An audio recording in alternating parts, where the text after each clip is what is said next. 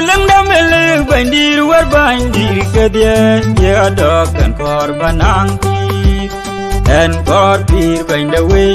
joen chokorap yo ping rangu bang kubaloi ye korloi ayango kan bedur ciceru keserapim kan ket banye chunong tundai pir pia tu banye chu akar banye pi dan mamla Janda dor kunir wa myo chen yen nge yel kan kaga pinong kadia ya siap en kor tir bang the way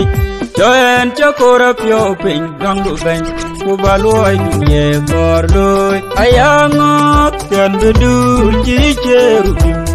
keserapim dengan ket bang ye chunong netundai wa ti jajur nyal te de koi la je bang ye chu Yin ya long baya chengtin Ubaya piuin wa koi la je kagelo En kor pir bang the way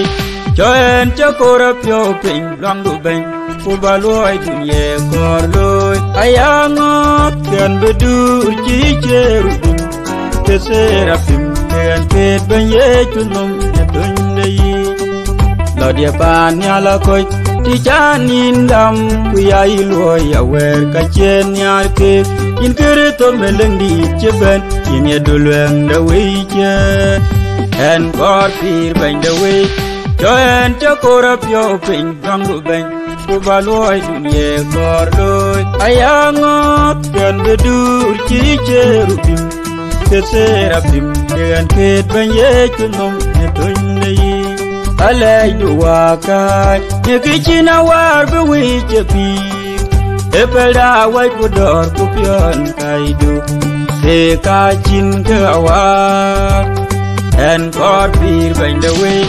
Joen chokora pyo ping gang du bang Kubaloi dunye kor loi Ayangot kan bedur ci cheru bim